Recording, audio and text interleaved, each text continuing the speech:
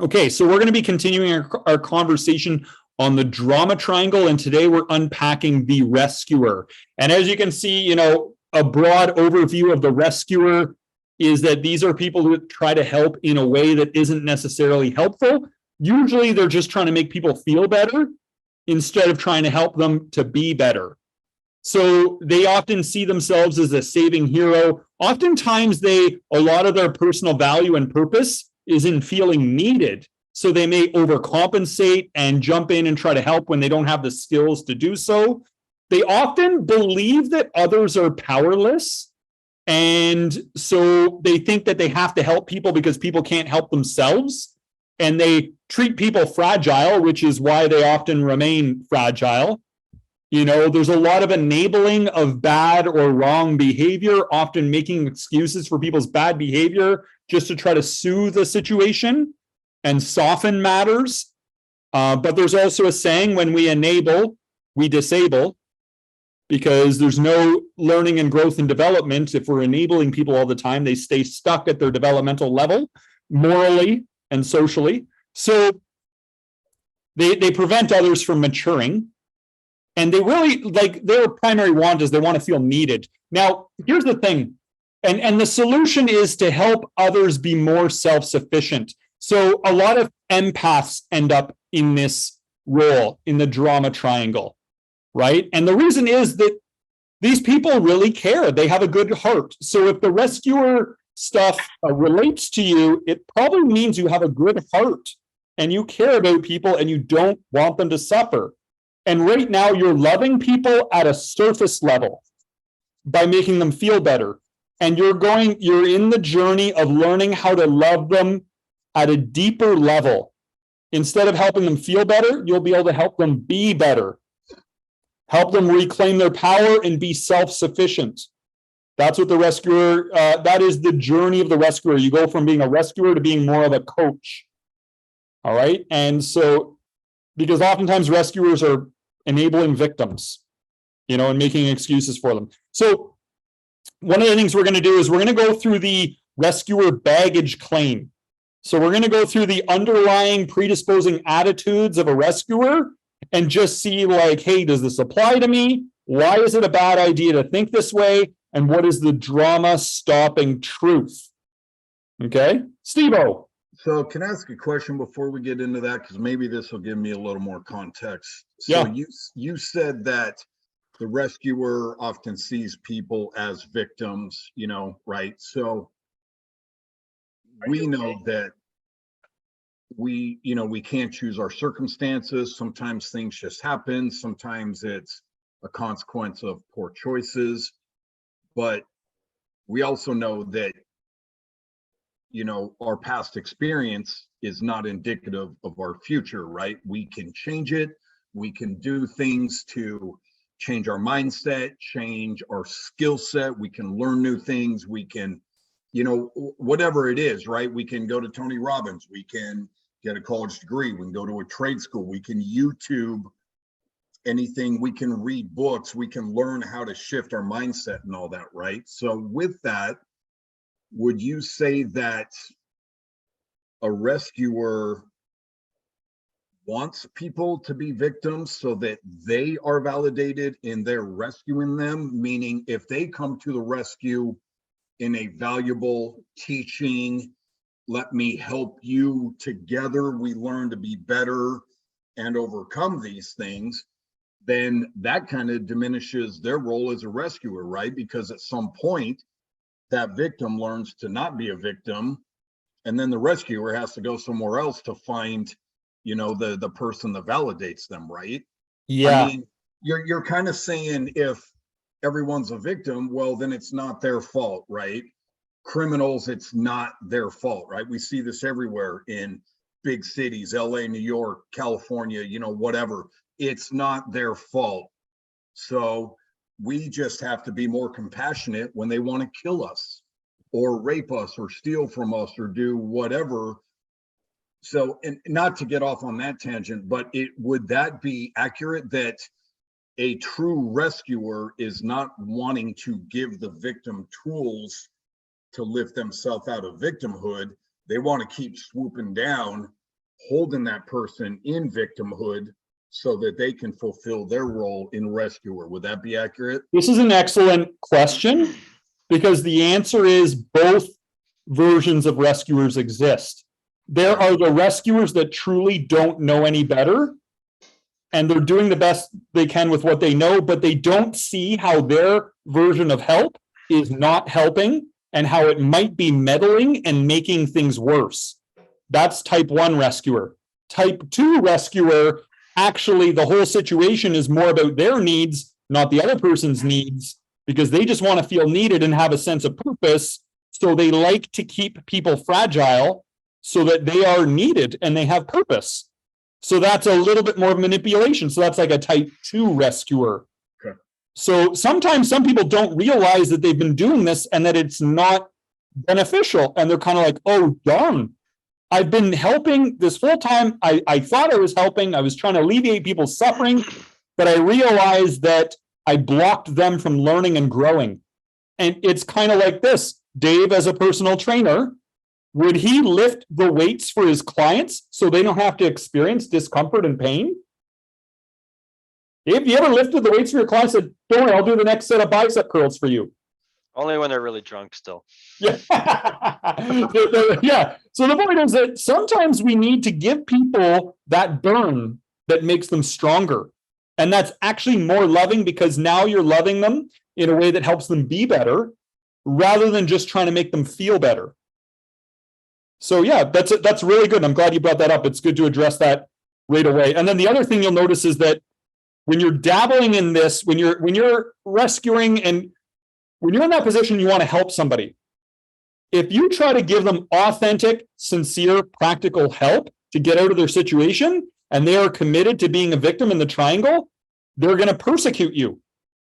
They're going to, if you're like, hey, why don't you just like stop blaming your parents for the way you are and just decide to make better choices? Like, the past doesn't determine your future unless you let it. Like, you decide in this moment what you do. You don't have to drink because your dad drank, or you don't have to, like, if you actually give somebody that kind of like counsel, they're going to persecute you and they're going to degrade you and insult you to punish you because you're not playing along with their invitation to do the drama triangle. So you're going to find a lot of people that are really committed. They're going to be like, I don't want to talk about my life. It sucks. And who are you? And you don't know what it's like to be me. Like, that's typically how a lot of victims will react. If you try to give them real help, they're going to attack you. They just want you to feel bad for them. That's it. So you'll be able to notice how somebody responds if you try to give authentic help. Do they get defensive and aggressive and persecute? They just want to be a victim. They don't actually want to get better typically. So that's kind of part of the rescuer's journey. Excellent. Anyone else have any thoughts on the rescuer before we dive in here? Joel, yeah. Well, it's not as much. Yeah, I guess it is on the rescuer. So as many of you know, like I have a passion for wanting to help empower the homeless. Yeah. And so I'm trying to figure out within that mindset or demographic where people have like kind of a low self-worth, low self-esteem, low resources, a lot of those challenges. I agree that you have to, I've seen where, even my own mom was homeless for a stretch where you would enable it and just put money at it. It just allowed it to go longer. It didn't fix this thing, which is part of the reason I'm passionate about trying to help empower people to actually have tools, which again, it's not going to be a cure-all. There's a lot of reasons for homelessness. But I think I just want to be able to help some people. But I guess my question is how would you see, a way that not necessarily the rescuer type, but that people could be empowered in that position or that could Perfect. Perfect. This is an excellent question. I'm glad you asked it. I think, one of the things we want to do is, when there's a necessity because somebody's in a desperate situation, obviously you can give them practical help, right? With the end goal that, if you just keep giving somebody charity, according to Yogananda, if you just keep giving them charity, you keep them a slave. If you really want to help somebody, give them wisdom. Now, if somebody's starving to death, of course, give them charity. But just know that ultimately, we got to do whatever we can to give people strength so that they can face their challenges in life. But just know that the goal is to not give them fish, but to teach them how to fish. Eventually, try to, support them as much as you need to in order to help them onto their path of becoming self-sufficient and reclaiming their power. So I always keep that statement in the back of my mind. You give somebody charity, you keep them a slave. That doesn't mean I don't give charity, but give them wisdom and you're truly helping them is where we want to think ultimate end goal. Okay. Well, and like you mentioned, it is kind of like a balance, because obviously people have basic needs such as food and shelter, and obviously that's part of it, but that may not be within the scope of what the element that I'm trying to contribute. Although there's a lot of cool things that people are doing with like tiny house villages and stuff where they're actually getting people housing and helping them to be productive in the short terms until they get on their feet and find longer term housing. But I guess, I'm more looking at the how, and I guess it's a bigger conversation, but just different ways with if someone's in that kind of scarcity mindset of how to effectively, again, not as a rescuer that's like drawing it out, but how you would approach, I guess, what tools would be most helpful to somebody that's in that state. But that's perfect. So I'll give you a really practical example of what you can do. You can give somebody practical help or charity, but lead by example with your attitudes and who you are, and inspire them through your example. Okay. Somebody could say, if somebody's going to say a very victim-y statement, you could say, hey, well, that's not really my experience. My experience was, I decided that, I'm responsible for my choices and this and that. Like, you can just sort of be a living example if you really want to help people. And I'd say if you really want to help people, go to work on yourself for the qualities that you see in others that you want to help on. So it's like, hey, I want to help people with victim mentality. First, see if you can find your own victim mentality tendencies and go to battle with that first. So I think we should all, help improve ourselves first, and we've done our part in improving the world, because others are going to learn through our example, and it's going to ripple out. When you help yourself, you help countless others. So I think I would want to not, the temptation with rescuers is that they almost abandon their own lives to get lost in helping others. And so then they're always having this neediness to help and fix people and everything else as a way of forgetting about their own issues. So we want to make sure that we're not helping as a way to forget about the call to adventure that we might be abandoning at the moment in our own self-realization journey. So, and it's such a sensitive subject, of course, with the God bless them, the homeless people and everything else, and their journey is not an easy one, and the lessons they've got are not easy, and we want to help when we can, but sometimes it can just be as simple as letting them know that they matter, and maybe that's all they need to hear, rather than just giving them money. Give them a message too, if that's what we're going to do, hey, you know what, you matter, and then give somebody charity. But we want to be thinking of that higher perspective ultimately, but I don't want it to, and ultimately know that it's up to you when you're going to give charity, and you're not obligated to always give. And that's where a lot of rescuers get drained, because they just feel like they're obligated to give in every single situation. And it's like, no, just if you want to, if you feel compelled to, then you can. That's fine. Right? But it's that's another one of the traps. We want to practice empowerment, not rescue. If they have a negative or twisted belief, challenge it and just say, hey, is that really the undeniable truth? Point out overgeneralizations like everyone always ignores me. Always? Really? Is that absolutely true? Or, if somebody says all cops are corrupt, really? All cops? Really? Is that absolute truth, or is that a story you're telling yourself, right? Or they say this, who are they? We want to just help people sort out some of those spells of suffering that they don't know they're under. And those spells of suffering are often the disempowering ways they're narrating their reality. And we can do that as we give practical help. You can question their catastrophic thinking. How unlikely is it that this worst possible case scenario you're worrying about is actually going to happen? Help them reframe things. if they've got a problem or a complaint, you can just say, hey, I'm curious, what's good about this? What can be learned? How can we make it better? You can use questions to shift their focus. There are ways that we can help empower people and give them wisdom, right? Rather than just like keeping them dependent on us, right? So we want to challenge our inner rescuers, because you're going to have a mentality that says you got to always help everyone all the time. And it's like, and you always got to help them by making them feel better. And that's not necessarily true. Well, there's going to be a lot of things we tell ourselves where we get ourselves caught in this rescuer trap.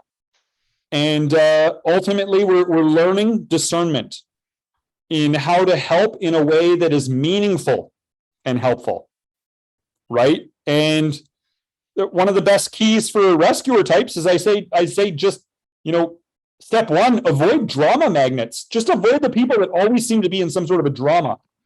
Because if you're a rescuer, you might be an empath, and you're probably going to get sucked into these people's dramas and stories, and they're going to embellish these stories over time, and just to get more of an impact on people and everything else.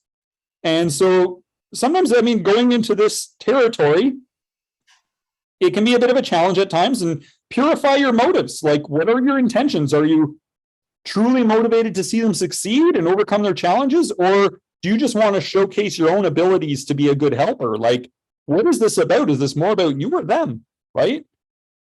Are you more concerned with just soothing short-term comfort so you can be the hero here and make things convenient? Or are you more committed to meaningful progress? Like, that's the value choice here.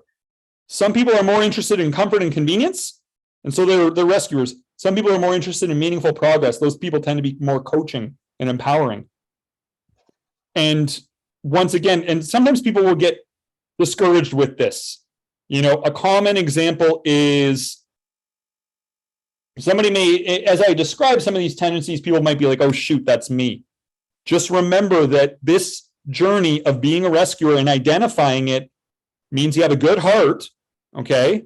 And it means you're learning how to love on a greater level and love people in a way that, might be considered tough love. It might be loving people in a way that they don't really realize you're loving them, but you're giving them the space to experience the consequences of their actions and learn their lessons, rather than just soothing and enabling and disabling them developmentally, right? A lot of times helping people means you will never get the credit. In fact, you might even be vilified for it.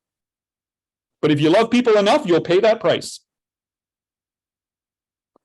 In fact, most of the time they say that when you exit the drama triangle, don't try to get the last word in, because everyone, the minute you try to get out of a drama triangle, everyone is going to try to make you the bad guy.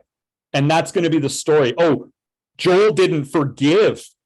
Oh, no, Joel's got this psychological issues. He needs to see help. And that's why, or Joel disowned his family, or whatever it is. Like, they typically, when you exit a drama triangle, character tarnishment follows. Right? So, but just think how much more pain there is to stay in the drama triangle. You're gonna get your character tarnished anyways if you got in one, and you're gonna get out. So great, by the way, great discussion points, both of you. To start off, we haven't even got to the baggage yet. We don't have to. We'll just keep talking like this. Anyone else have any more thoughts? Coos, do you have any more thoughts you want to add on rescuer role in the? Or Chris, yeah. I have so many thoughts, I think I forgot most of them. I'm thinking about different flavors of rescuers, and I think people's agendas can vary from case to case. So as a rescuer, I might not have the skills to help this person, so I might just go for the feel-good, superficial, things will be better kind of thing, because I really can't offer anything substantial. I really can't fix their problem or help them fix their problem. And then there are people who I can help, like I was talking with my coworker today, and from our talk from last week, I was able to give her some pieces of advice and help her change her perspective so that she could see her situation more clearly and more objectively. And so it helped her reach out for resources that she needs to help her continue with what she's doing. So I was able to be genuinely helpful, keep proper distance, and help that person be stronger to go fix their own problems. In the other case, I can't do anything for this person but help them feel better. Here's some morphine. That's all I can do. And I still feel good about giving the morphine, but like I said, it's candy. It's not going to really help that person. So my agenda is very different in those two situations. Yep. And then when you're talking about the victim learning to be stronger, the problem is the victim has to be willing to change, which means they have to be willing to be put off balance, which means they have to be willing to do uncomfortable things consistently over a long period of time, not just once. And you'll still get vilified because the victim is now in pain because they're being forced to grow. But this is the thing, the victims has to choose to grow and choose to grow long term. Yeah. And the reason you bring up some good points, I want to say two things in response to this. One is that when we are looking at, here's a good way to guide efforts to help. 3 questions. These are 3 questions that can help you from falling into the rescuer's trap. 3 questions. Number 1, do they truly need help? If they were motivated enough, could they figure this out on their own? You know, if their life depended on it, do they truly need help? Because sometimes people just need a little bit more suffering before they hit that motivation level to finally take control. So that's question number 1. Question number 2, what kind of help do they actually need? Before offering help, we want to consider exactly how are you going to do so? Sometimes people need wisdom, not charity. You know, if you've got a soldier on a battlefield and he's been wounded, he needs morphine. Just make him feel better. That's the only, what kind of help do they actually need? This helps us with discernment so we can help in a way that's actually helpful. It also helps us clarify the plan. Step 3 is, am I the best person to give it?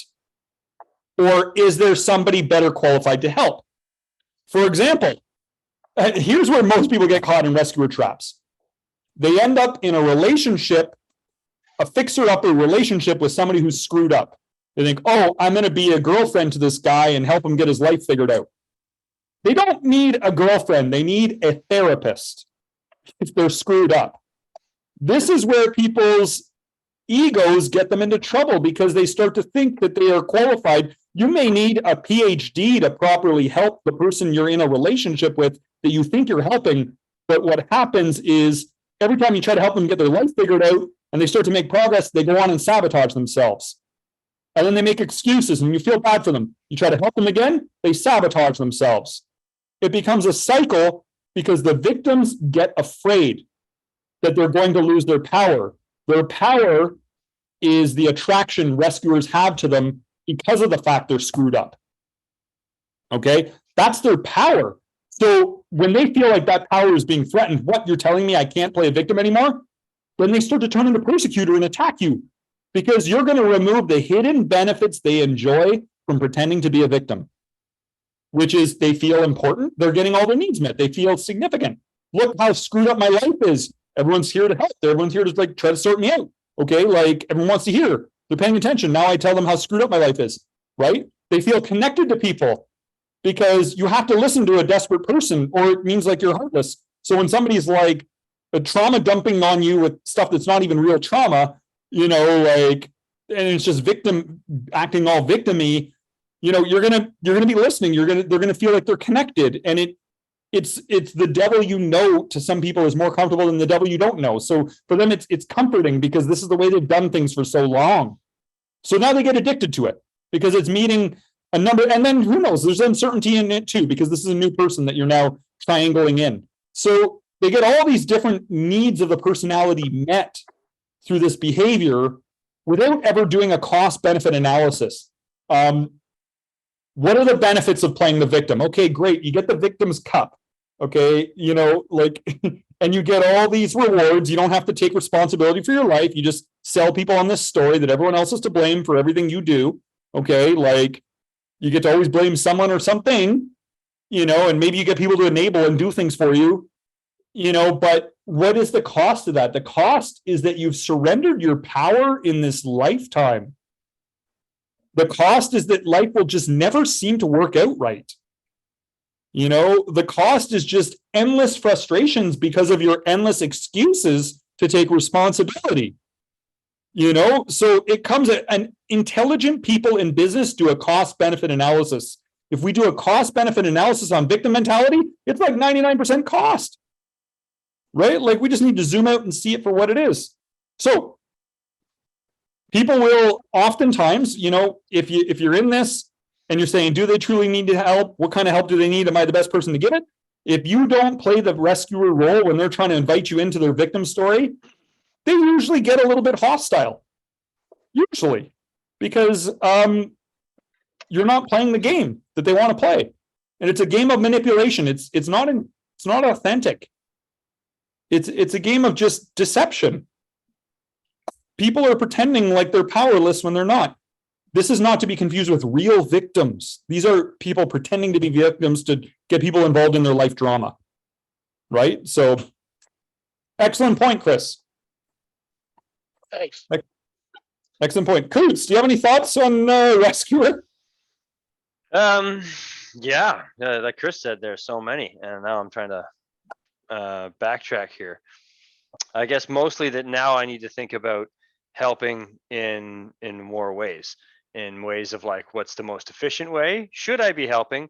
And is just keeping my mouth shut and unfortunately eating this scenario and doing nothing the best case scenario. It seems like that's probably something I need to grow some more skills for. That great self-awareness. It takes incredible maturity to even recognize that, right? And humility, which is a great strength. That sometimes we're not qualified to help people because of who we are, and they have a negative prejudice or bias against us. Oh, Dave, you're too young. What could you possibly teach me or tell me or whatever they're going to say? Oh, Dave, you're a personal trainer. You couldn't possibly know what you're talking about or whatever, right? So it's yeah, it's okay. And sometimes the greatest help people need is the space to suffer and learn and experience the consequences of their actions. Sometimes that's the greatest help. The biggest thing is, one of the biggest baggages for the rescuer is the comfort worshiper. It is the idea of this. Now, everyone just assess yourselves and see if this relates to you or if you know somebody who thinks this way. We need to do what we can to help people and put an end to their suffering. Let's just help people feel happy and feel good. Can you relate to that? Do you have that attitude? That's a horrible attitude to have. People get caught thinking that way. But if people don't ever suffer, they don't learn from their mistakes, right? They have to hit a point when their suffering becomes unbearable so that they will finally put out the energy to change. They have to hit that boiling point. All right. We have to see things from a higher perspective, right? Because we have to not make it about us. A lot of times we attach our value as a human we attach it to being needed by others to have value and purpose. That we don't have value unless we're making things right in the world. That's a bad attitude to have as well, because everyone has so much more value that is a part of their inherent worth. Steve, what's the best automobile out there in your opinion right now? Best automobile? Probably a blue 4-door Chevy Silverado 2500 with that hella cool tailgate and runner all the way down. Big old aggressive tires on it and my ass in the seat. Okay, good. So we got the Chevy Silverado with a runner and, aggressive wheels and whatever, and you're in the seat. Does that vehicle have value if it's in the garage doing nothing? Absolutely not.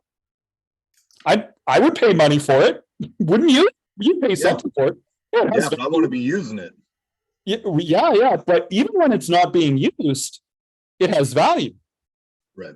But why does it have value? It has inherent worth, even if it's not doing anything.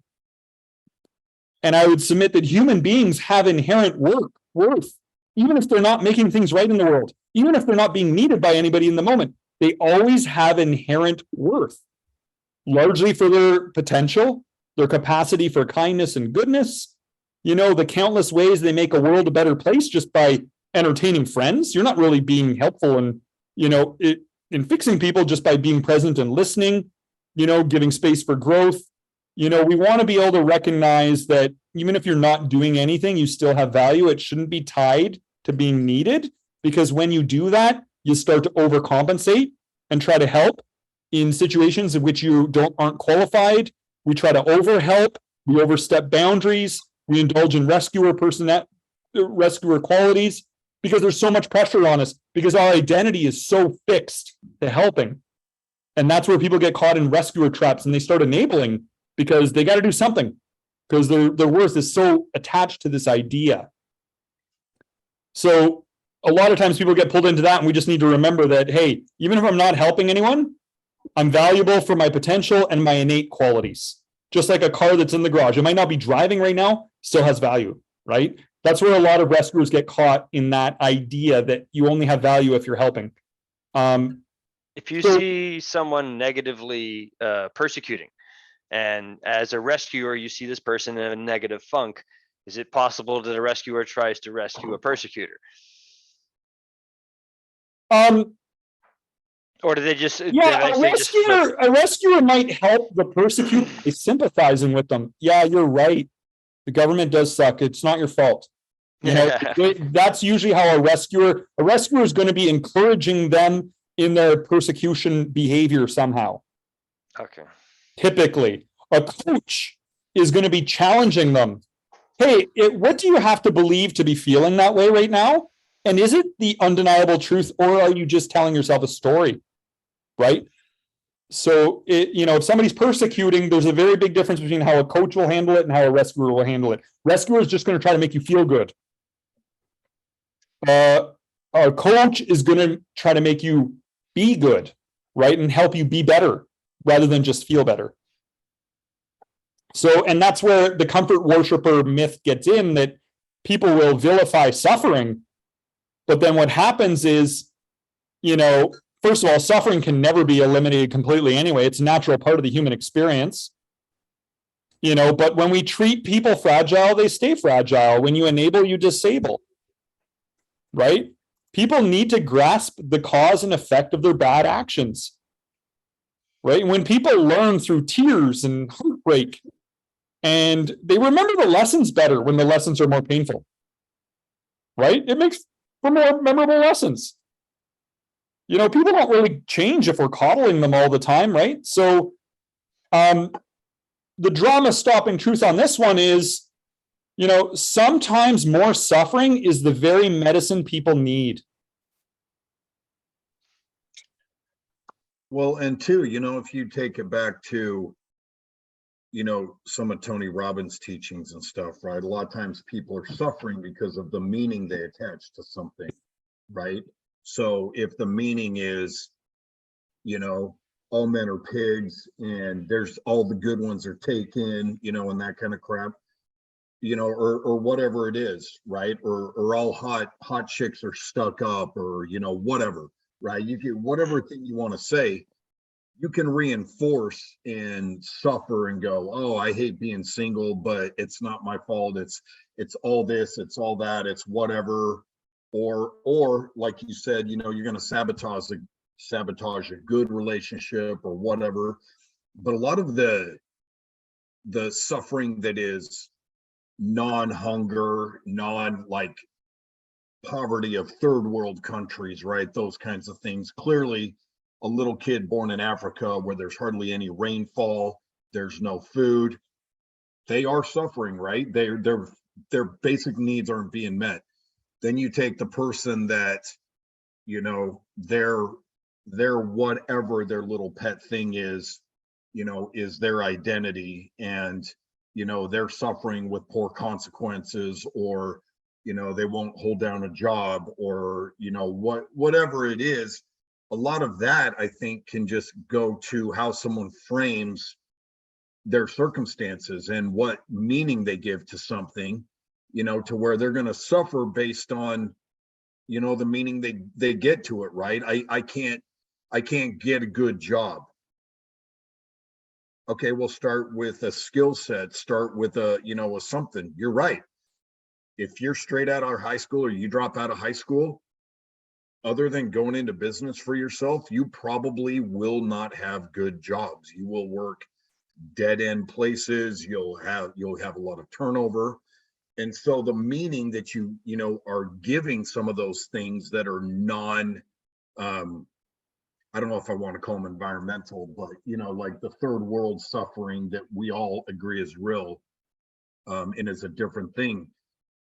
I think a lot of the suffering that people feel is based on the meaning they give to situations, and they don't want to change the situation, right? I was trying to help a lady that every time I talked to her, she had to mention her PTSD. Not a veteran, not combat, had not been sexually or physically assaulted, right? Had been in a divorce, a bad divorce 10 years prior, and had lost a trailer in a fire a couple of years ago. But every conversation for a year, oh, my PTSD, right? And it finally kind of got to the point where I just didn't acknowledge it anymore. And, and I tried saying, well, have you seen a therapist? Oh yeah, but they sucked, right? They didn't help me. But like, all right, well, there's more than one therapist in the world. So, we could go with that, but still kind of feeding this thing. But we actually kind of pulled some strings and helped get them into housing. And after 10 years of having very unstable housing, the mind shift started to change a lot. And then it was, okay, I'm responsible for these bills. I'm going to go take care of them, and all of that. And they really kind of turned around, and they were given, a help. I don't know what the phrase is. Not a handout, but a hand up. And so they were helped, but then they were put in a position of responsibility where they had to take care of all things from then on. And it really changed her mindset to where she didn't talk about her suffering as much, right? And before, that's all she talked about. Yeah. Oh, my PTSD, so I can't do anything today, right? So a lot of times, like you're saying, suffering has to be there, but a lot of times what people call suffering is not suffering, it's consequence. Right? Yes. Yeah. So a good way that I'll really kind of articulate this in a very simplified Sorry, way. I didn't mean to take 12 minutes to say. Yeah. No, it's good because I'm going to dial it back in 2 minutes here. So to Cole's notes of this is that a lot of times we are treating a side effect of a root cause problem. Good. And the root cause is that this person is very persistent in affirming limitation. Oh, I can't this, I can't that. This is so bad, this is so awful.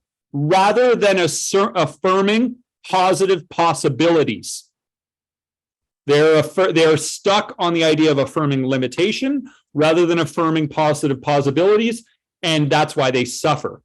Okay, and they will keep arguing and defending the idea of affirming limitation. No, this is what you got to do. You're supposed to get in touch with these dark feelings and stew in it and whatever. And depression is a good thing and whatever people say to defend it.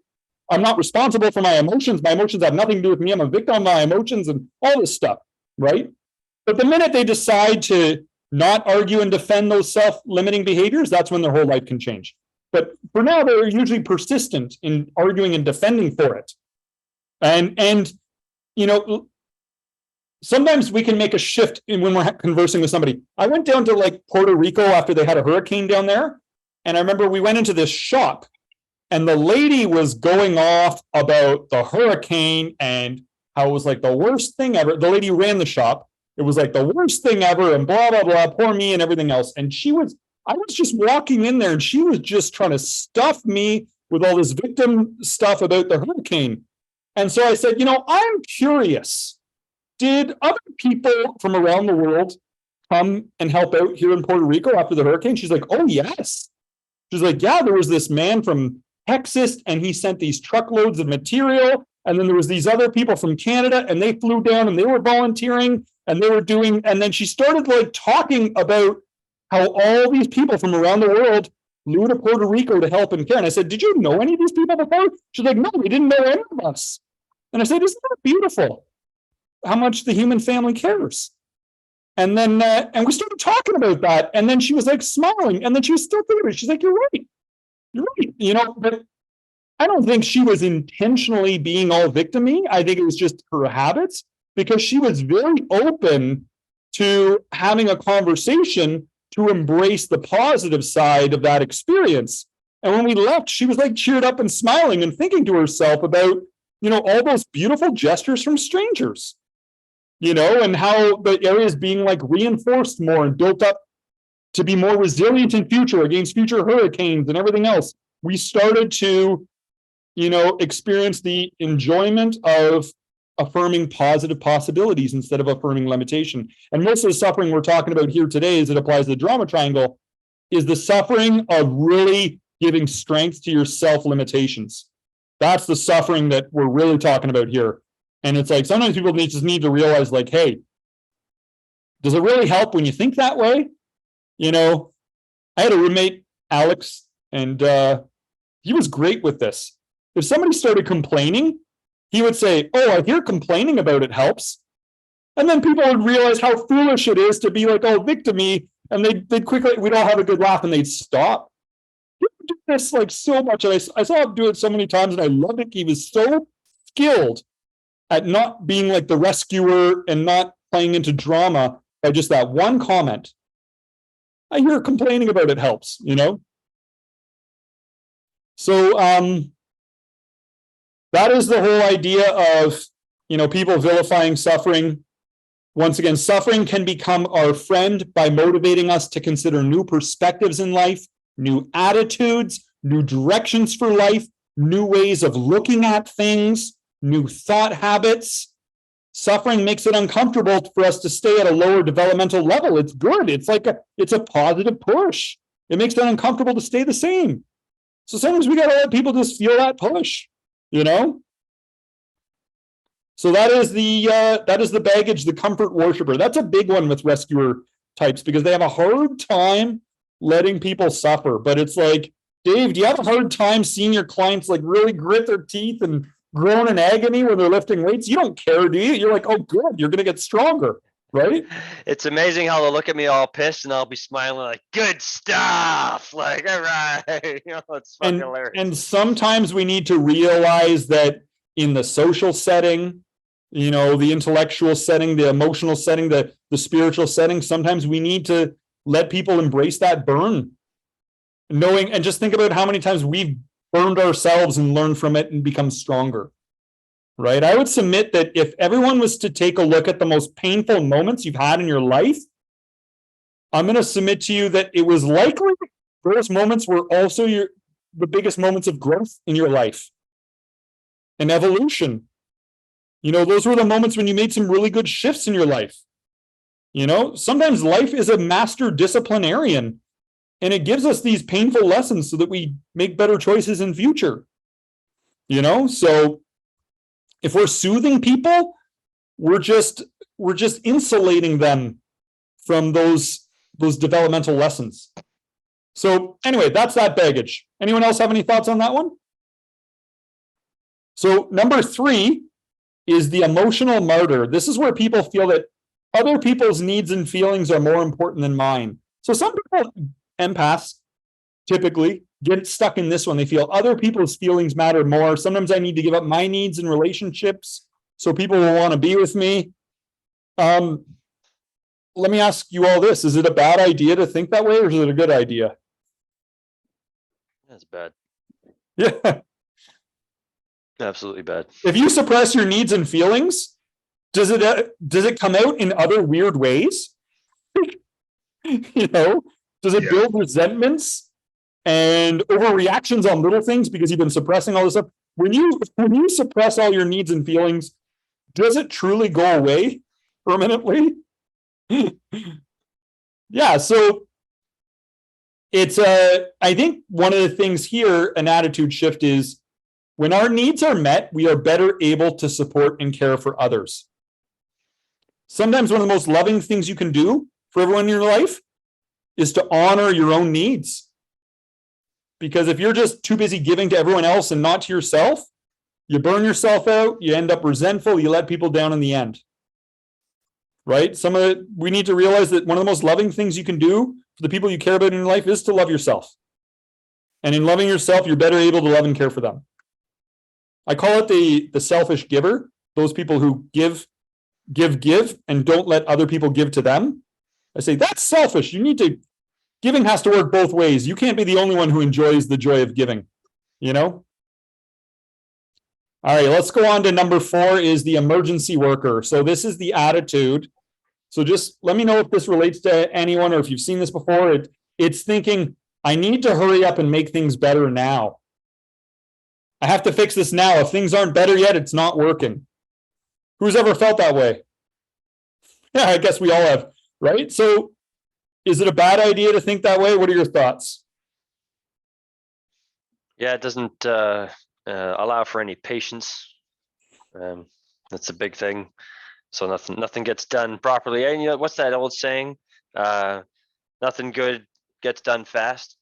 That's a good one. Yeah. It can create a lot of unnecessary or unrealistic pressure, which leads to disappointment, usually based on imaginary timelines that are based on our preferences, not realistic expectations. We would prefer things get solved now so that we don't have to deal with the discomfort of things not being resolved, but it's all imaginary stuff, right? Like it's important to learn to be patient and let things happen at their own natural pace, right? The big thing here is we can have high standards in life, yes, but still maintain healthy detachment to timelines. Understand that change and progress happens in its own time, not the timeline that we imagine and impose on everyone, right? Sometimes the longer it takes someone to learn a valuable life lesson, the deeper they learn it. Just think how long it took some of us to learn some of our life lessons, right? I think of unfoldment, things that need to take time to unfold. And it reminds me a little bit of it's not really a joke, but like if you want to make God laugh, tell her your plans. Yeah. So like there needs to be things that happen on, that's like you're saying, like not by our human schedule, but the way that they need to unfold for everything to work out the way it needs to. Yeah, like Ram Dass once said in Be Here Now, book I loved, he said, you can't rip the skin off the snake. It has to molt the skin in its own time. It's how change is with people, right? So we want people who have these bad habits and tendencies to get over them already. I think Yogananda once said it takes people 6 years to get over bad ego, right? So they can be like normal functioning, like humility. 6 years, if they're committed to the process, right? Like how many years does it take somebody to get over habits of jealousy or wrath? How long does it take people to get over like anger issues and stuff? Like takes a long time. But if it takes people a long time, they might be learning it deeper. So let's not judge the time, but more the quality and depth of the learning lesson when finally grasped, right? All right, let's go on to baggage number 5 is called the disabler. Oh yeah, please. Yep. What I see is a cycle when you're talking about the timing, when they want it to be really fast, that they really mistime it because they're so anxious to get it done, to make it happen quickly. They mistime it. And then what happens that on the other side of it, as they've mistimed it, it is now delayed. And then it's like, why is it taking so long? And I've done all these other things and it's not headed in the right direction. So it kind of stacks onto itself, that you have the one part of being anxious and mistiming it, and then on the other side saying, I've done all this stuff, I feel like I've stalled and I feel like I'm distracted. Does that make sense? Yeah, so people can bounce from rescuer to victim pretty quick on this one. Mhm.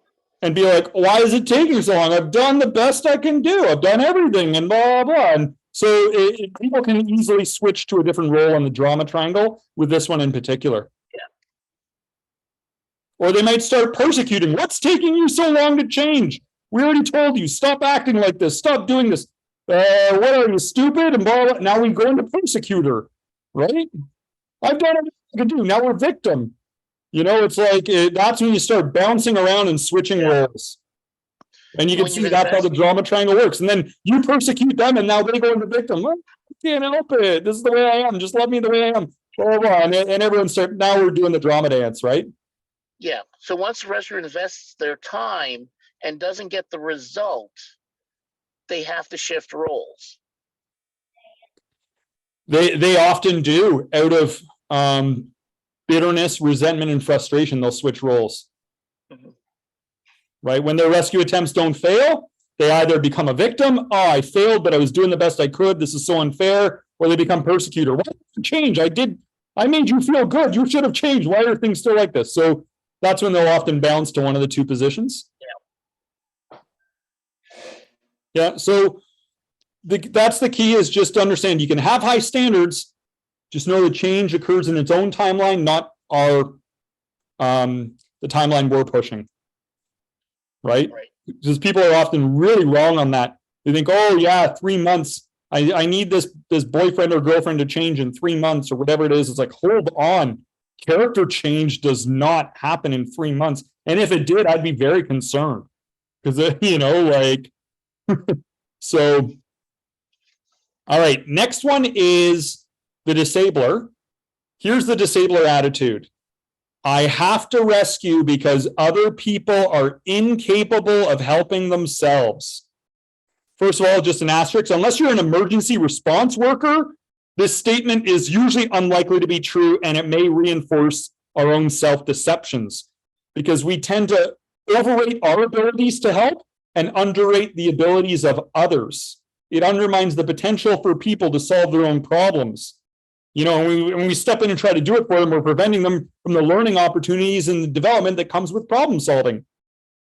You know, so if you just do your child's homework because you're like, my child can't do their homework, so I'm going to do it for them, you know, what happens to that child, right?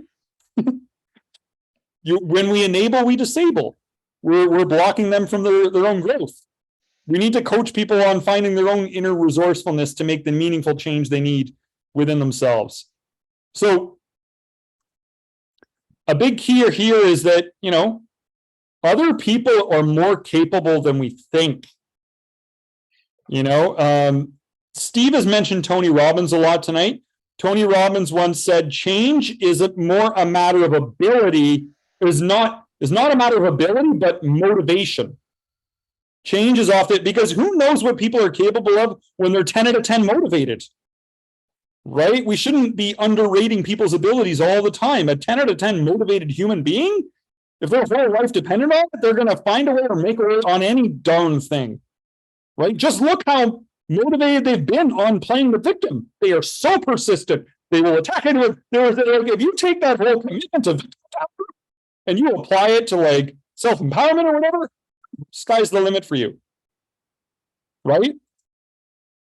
So we can always, you know, people can find the motivation, you know, and we can always tell people, hey, you're smart enough, eventually you'll figure it out,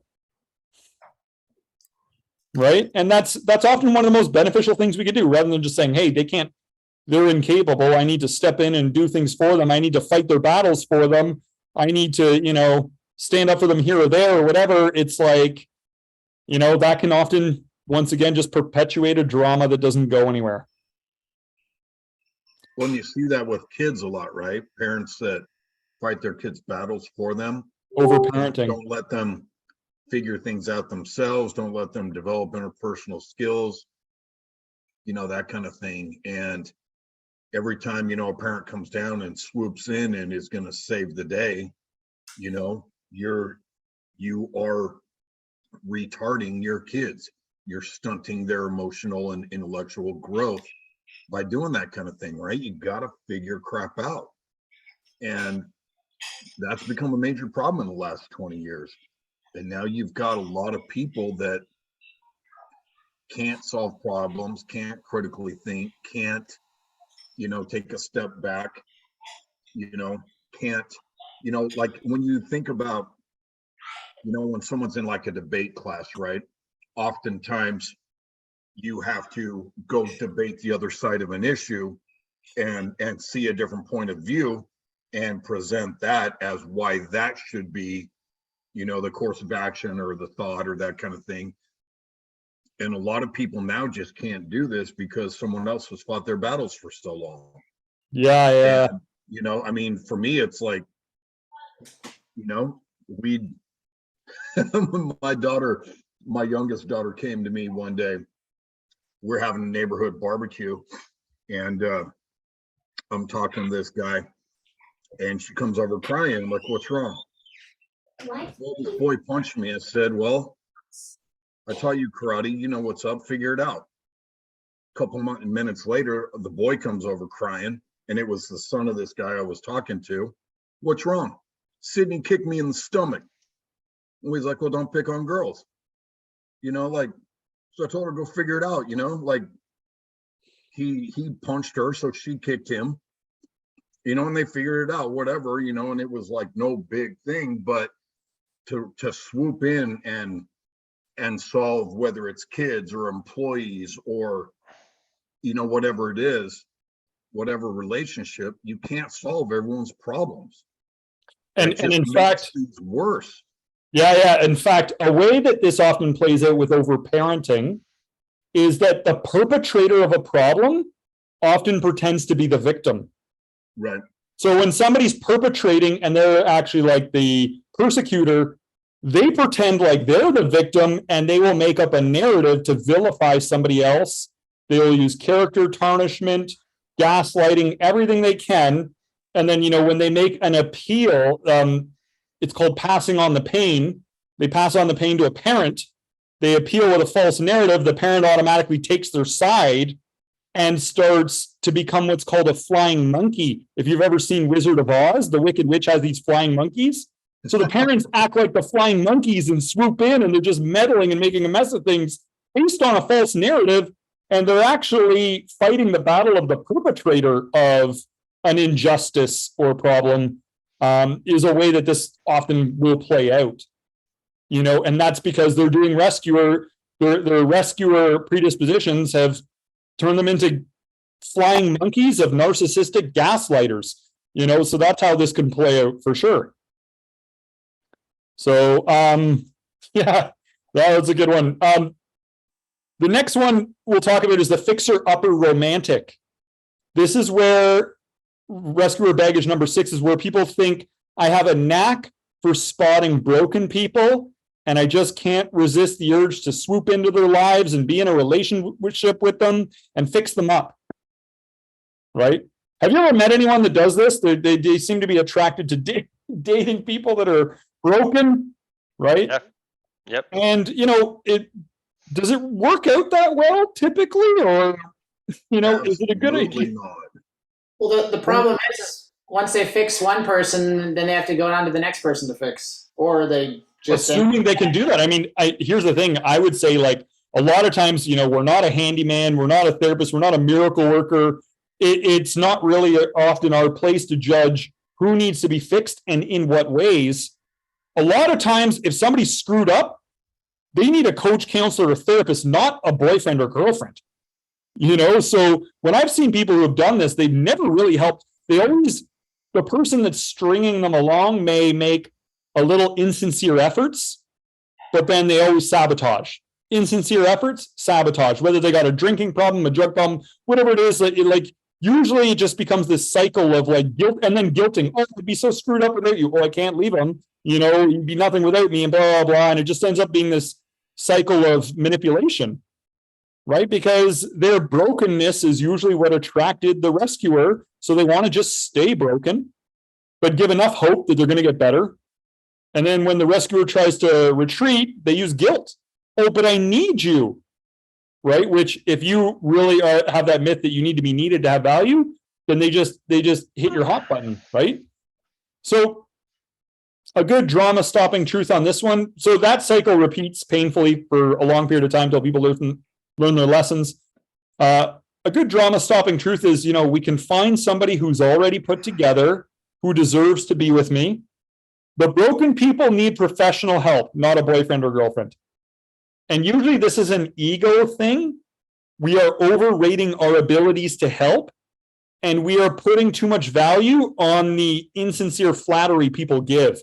Oh, you're really helping me in this and that. It's a lot of fake stuff, right? To keep people in a cycle of manipulation. So that's where rescuers can get pulled into with the fixer-upper romantic mentality. So, all right, let's go on to number 7. Number 7 is the validator. It is, I largely base my value and worth on what other people think of me. So these are people who are externally validated. Is external validation a good idea or a bad idea? Judging your own worth as a human based on other people's opinions? Terrible.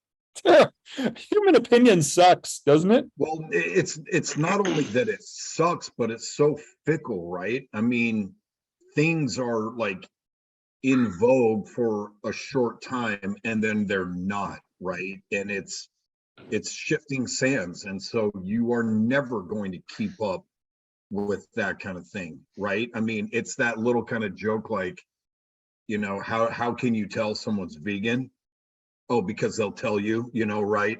And it's kind of this little, internal joke of someone who's a certain whatever always has to tell everybody that they're that way, or they're, I eat this way, I do this way, or you could say it about CrossFit or, whatever, it kind of is. But it's just, if you're always trying to validate on something else, social norms and all this, what's popular is constantly changing. So you never get it. And that there is nothing inherently in external stimuli that can give you value. A lot of people seek that, but there's nothing there that can give that to you. Like that doesn't work. Not even there to start with.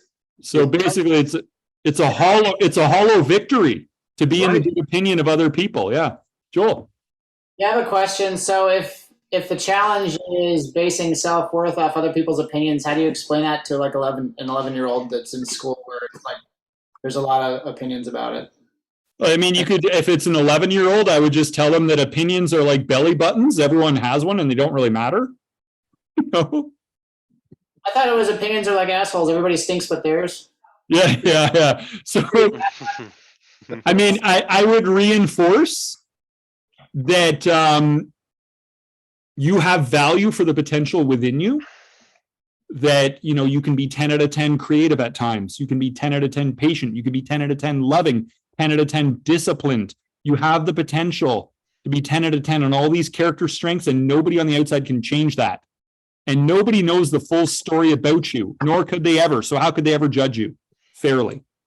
Other human beings are not qualified to judge your value. They'll judge whether they like or dislike something about what you're doing and whatever, but it's all based on a bias.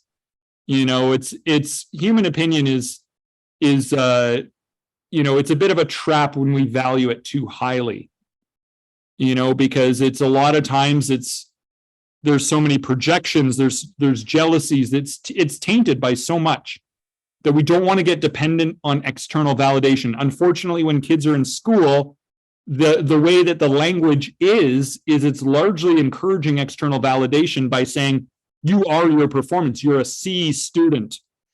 You're a B student, an A student, and there's a presupposition of value as a human based on your performance. And people can get caught up in a little bit of that drama in the school system, rather than saying, oh, that was a C-level performance you had last year. No, they say you're a C student. I've heard teachers say it. They're conditioning people to be externally validated, right? So the idea is here is that other people's opinions don't define our worth. You know, trust your own inner guidance. Human beings aren't good at determining what's truly valuable or worthwhile. Just look at all the popular trends in society and how much of them you disagree with, and people that are popular in society, and that'll give you a good estimation of the value of human beings to judge what is worthy and valuable, right? So that's that's a big one. Breaking external validation. Many adults have that. It's a tough one. And we talked about that. The golden nugget mental toughness tool is completely devoted to that. Shifting from external to internal validation. It's like a whole conversation just on that. But at this point, we just want to agree that it's a bad idea and rescuers get manipulated into it. Because people will manipulate you by communicating an unfavorable opinion of you if you don't play the drama triangle game with them. And they know how to hook you if you're externally validated, you know, so they will guilt you and make you feel bad for not doing the things that you shouldn't be doing anyway, like enabling. So, all right, number 8 is the softener. This is saying people should just ignore and forget the bad behaviors of others and move on. So this is where people are like, oh, bury the hatchet, or they're usually trying to help somebody get away with bad stuff. And they think that they're actually solving the issue or making some sort of meaningful progress if everyone just sweeps it under the rug. If somebody did some sort of horrible, evil, bad behavior, and rather than bringing justice and awareness and learning to the situation, they're just trying to enable the evil to be perpetuated into the future. Like that's usually what happens here, is that when we ignore these things, it doesn't resolve it. It just, and by excusing bad behavior, we give strength to bad behavior. People become more reckless if there's no punishments, if there's no consequences. So usually people want things to be comfortable and convenient for all involved. So they might say, hey, ignore the evil behavior of your sister or what your horrible uncle did or father or mother or whatever, right? Just forget about it when it's like, hold on, like there's been terrible injustices here and you're helping them get away with it. So that's usually what the softener will do, is you're helping people get away with really bad misconduct. You're looking for temporary relief instead of a sustainable solution, which encourages reckless behavior. People start to get the idea that there's no, I can be horrible, I can say and do really mean, cruel things, and I can get away with it. So now they become more committed to the path of evil. So that's the softener. And that's usually a rescuer type. They're making excuses for people and trying to help people get away without paying consequences, and they feel like that's their way of helping the situation. Any thoughts on that one? What if you give them the forgiveness line? I've done that, you know, like I can forgive you for being a person just like everyone else and trying to do your best to be better and making mistakes, but I don't forgive the act. I know we've talked about that. And Yeah, is that great. like a good way to Great. sort of present it? So you're like, hey, I know what we're going to talk about, how horrible this thing is, but I forgive you for being you and learning and trying and adapting. Yeah. But what you did was still not right, right? Yeah. So there's a big difference between forgiveness and reconciliation. This is where enablers get confused. They think, oh, you need to forgive. Wait a minute, I did forgive that person. You know, just because I'm not allowing myself to be a doormat to them in future doesn't mean I haven't forgiven them. If somebody's got a really toxic, abusive kind of personality, you can forgive a criminal as they do their time. Right? There's a big difference between forgiveness and this is where flying monkeys get in, because a flying monkey will try to manipulate you as being an unforgiving person because you won't continue to allow somebody to continue their misconduct, and you're not going to take healthy space and distance from people who are being inappropriate. And so now they make it all about you and your unforgiveness issues. And if you exit a drama triangle, that's how they'll try to label you. Interesting. Right? But big difference between forgiveness and reconciliation. Forgiveness means like, yeah, I don't, part of forgiveness is it's almost like suggested. It's almost like we don't really need forgiveness in a sense, as long as we're not being superior. We just realize we all make mistakes as humans, but we should all like not try to get away with it. but we should all make amends and restore justice where it's reasonably possible to do so. Right? So it's like, hey, you just haven't made amends yet. If you haven't made amends in a way that's agreeable, then we have never reconciled. So for example, let's say there's a huge betrayal. Somebody say, you're supposed to forgive. Bible says you're supposed to forgive. You know, we gotta, and then you say, and then you go back in and they betray you again. And then they pull the same stuff. You're supposed to forgive, right? And it's like, hold on. Like, we're not reconciling here. You need to, first of all, acknowledge what you did was wrong. You need to show a true change of heart, concrete personal change, and a sufficient amount of time needs to pass before we know before we're truly reconciled here. You know, if you've gone around spreading horrible rumors about somebody, did you ever go and restore their name? And, you know, after the fact, or are you just giving more speed to your lies and persecutions? You know, so it's like, and this oftentimes it's the persecutor that will be involved in this one. It's like, hold on, if you're a persecutor, make amends, make right your wrongs. That's what leads to reconciliation. If you never do that, sure, you can have forgiveness. Fine. We all make mistakes. No big deal. I'm not harboring any bitterness or resentment, but we're not reconciled because you haven't restored justice where you could have, which means you don't have a change of heart, which means you're probably going to do the same behavior again. Big difference, be reconciliation and forgiveness. And I find I often have to bring clarity to that in coaching because a lot of times people get confused on the point. And they think that other people are just supposed to forget about all that and they don't have to pay the bill on what they've done, right? So typically you won't notice that they haven't reconciled until after maybe a couple incidences where you're like, wait a minute, this is supposed to be over. I forgave you and you're good, but like this keeps happening. We haven't reconciled this issue. You know, we have to either make space or like you said, exit the triangle and now you're Mr. Unforgiveness. Yeah. People need to earn trust. Whatever it takes. And a lot of times people will manipulate you. Oh, you should trust me already. It's been 2 months. Like, hold on. Like, you haven't had a real change of heart. You're just trying to get away with things, right? It's like, or they just try to write a nice letter without any real change. They try to use sweet words as a substitute for action. So you get like a lot of insincere apologies and people will say, they're just trying to get their words right, but they're not actually trying to change the underlying behavior. So they don't get reconciliation, right? So that's where people get caught in this.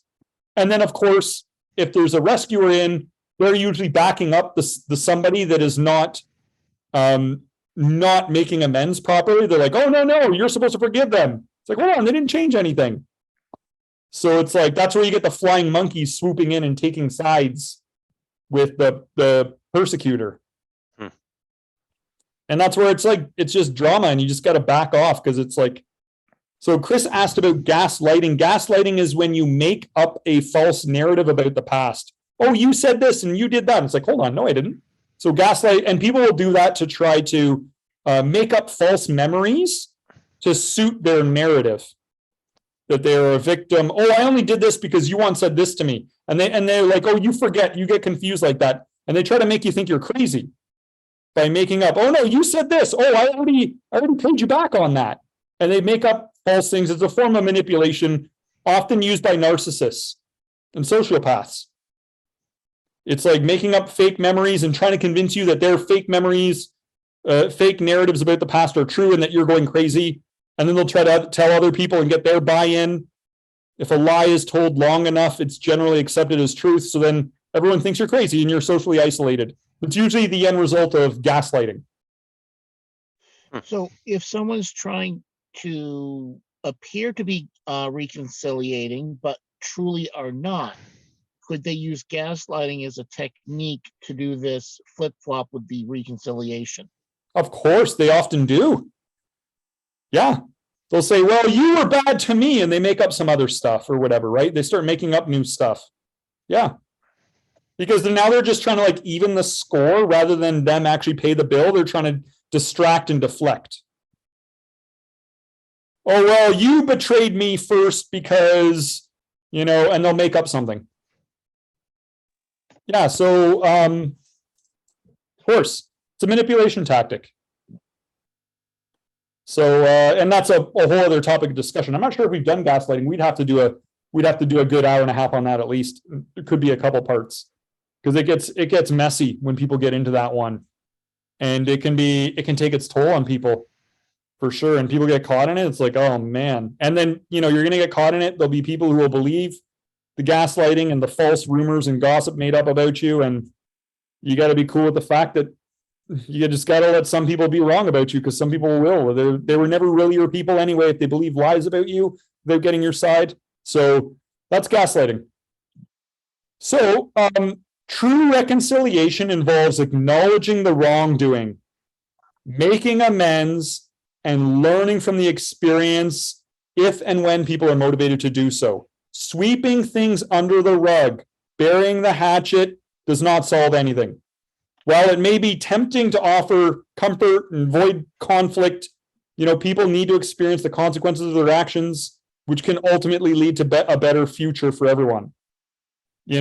Sometimes the best way to love people is to actually let them face the consequences of their wrong actions so they can learn from it, rather than try to help them get away with it, which just screws them up because now they think evil is the way, right? Show love and compassion, but hold people accountable for their actions. So number 9 would be, the last one would be the superhero. It's believing I have to be the superhero for others.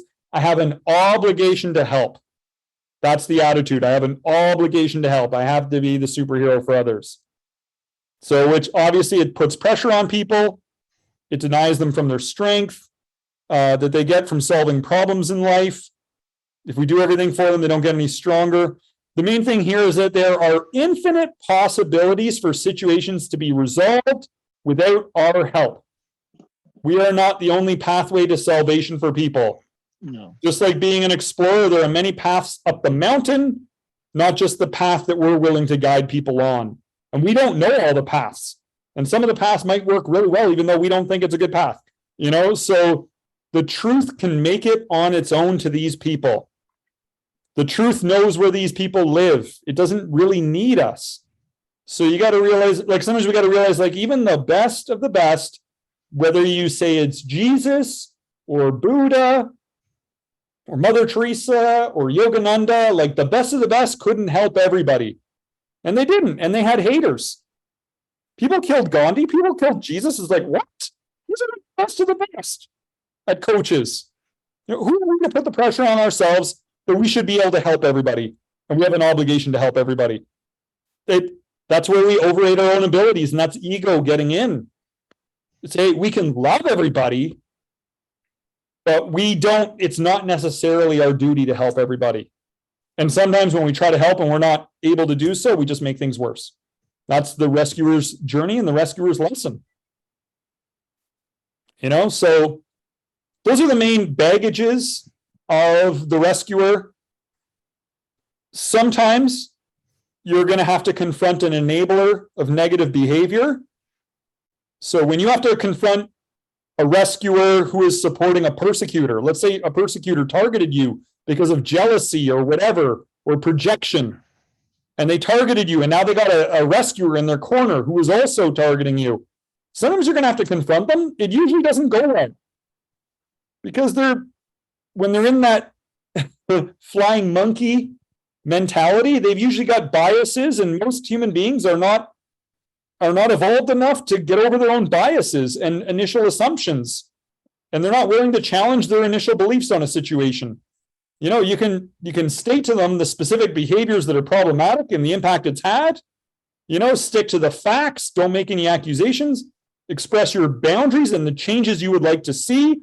Just know that if you express the changes you would like to see, they're going to probably say that you're making demands and say that you are now the problem because you're not forgiving. Just know that they'll probably respond in that way, no matter, how wrong they are. And, be open to hearing their side of things, which may be wrong anyway, and then be prepared for their resistance. They're probably going to blame you anyway, even if you confront them, but at least you're setting a boundary. They're usually going to be unwilling to change or improve their behavior, so you may have to distance yourself, right? So that's usually when you're addressing one of these flying monkey enablers, a rescuer who has been brainwashed by a persecutor. You're going to have to set boundaries and just stick to the facts, and just know that they're going to try to be doing somebody else's dirty work. So, yeah, anyway, that is the rescuer archetype. Any other thoughts to add on before we do final thoughts, key takeaways? Or questions?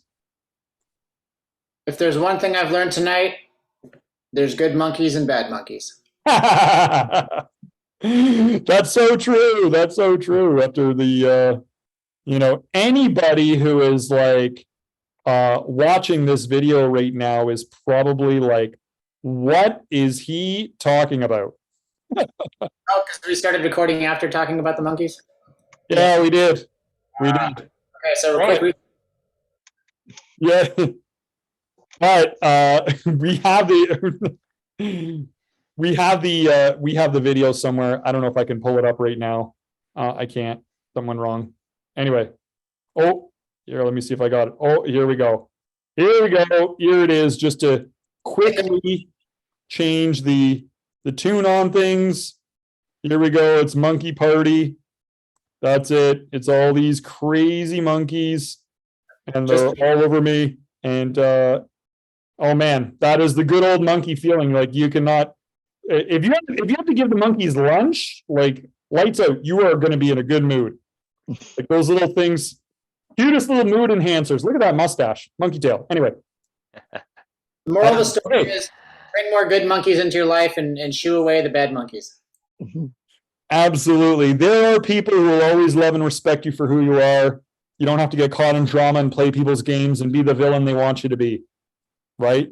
That's what a lot of this comes down to. And if this hasn't happened yet, it hasn't got you to this point yet where you're in this position, it may happen in future. And hopefully these words and wisdom gives you strength and encouragement in those times, to do the right thing that you need to do to protect yourself. And then also, if you find yourself ever being in the rescuer, just roll. It's just a matter of just realize that you're probably here because you have a good heart and you just want things to be better. And the encouraging thing is there's an opportunity to be even more loving.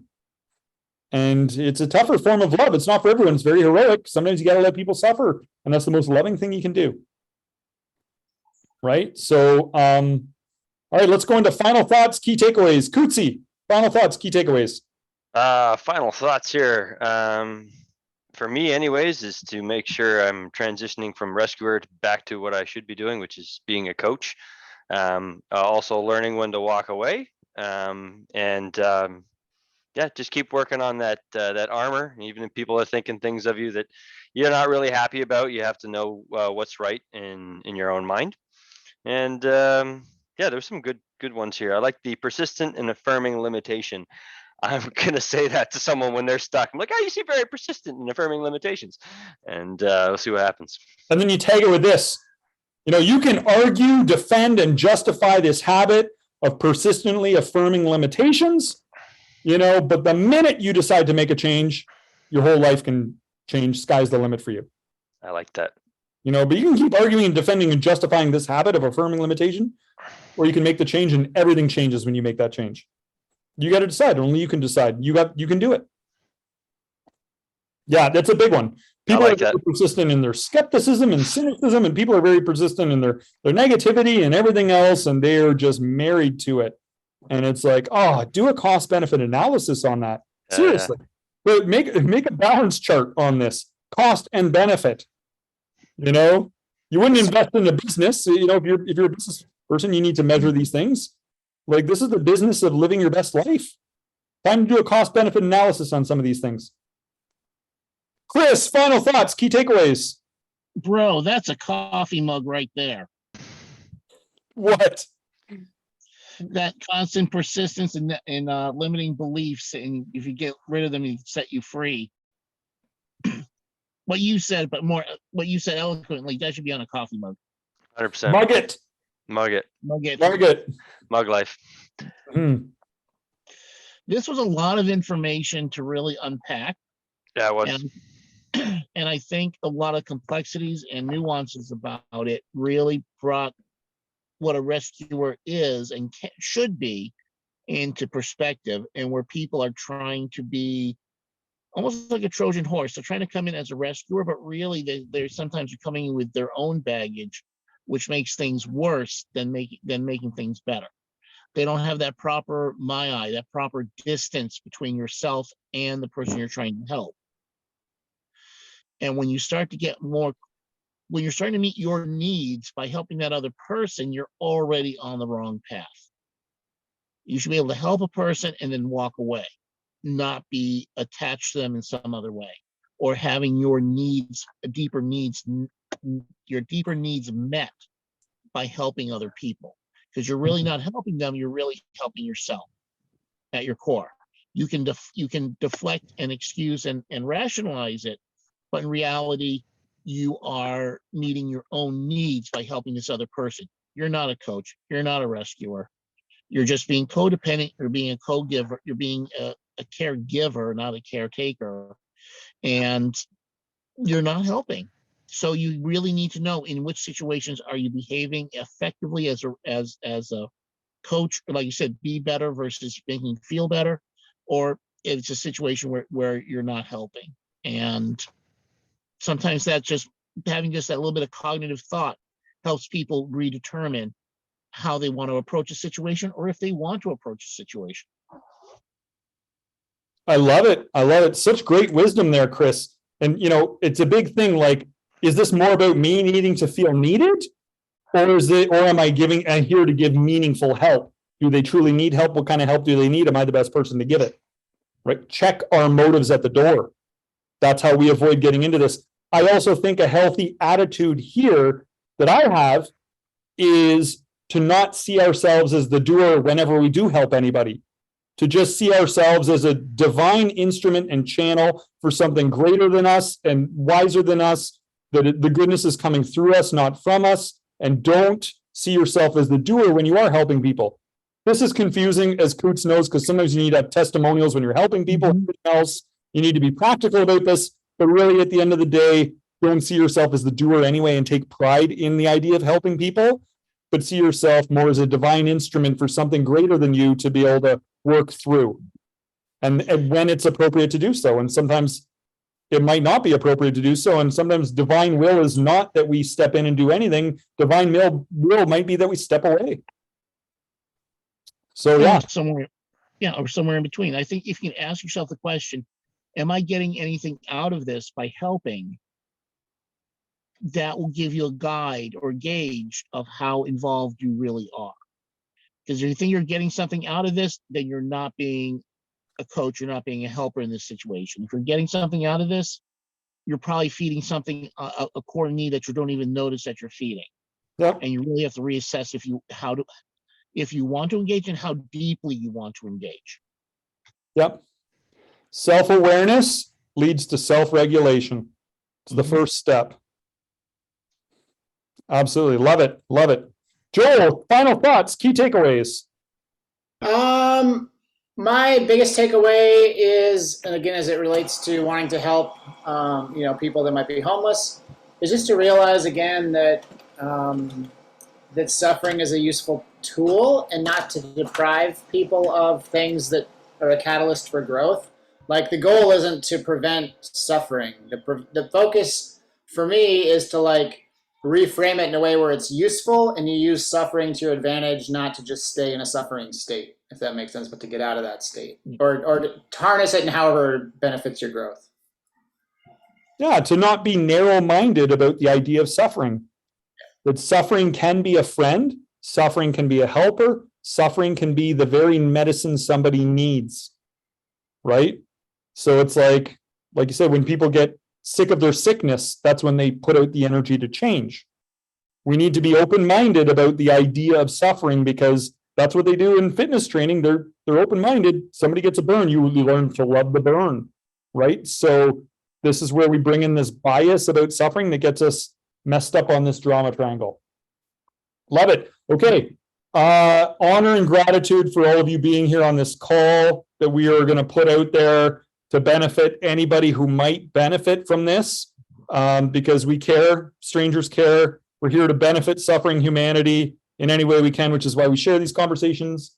And so, we're kindred spirits with you because we're all part of this human journey, figuring it out as we go, oftentimes learning the right way of living by having lived the wrong way, as we all humbly have to admit. And, you know, the drama triangle is just an example of it. It's timeless. It's classic. You see it all over the place in families, in workplace situations, in friend groups. And we got to realize that it's an impediment to human progress, and it's an impediment to human happiness, that it really is a confused way of living, and it keeps people in the darkness when when we're ready to live in the light, like this is the light of wisdom that can help us break free of this stuff when we're ready. So we're all in this together. Let's do go team on 3, fist bump. I know it's just men on tonight's call, but we're still going to give group hug anyway. All right. We're out. Everybody ready? All right, man hug. All right, here we go. 1, 2, 3, go team. Go team, go team. Great week. I love you guys. Have a great My week, guys. feelings too. All right. Only real men can share their love. Exactly. Love it. All right, take care. See you, good monkeys.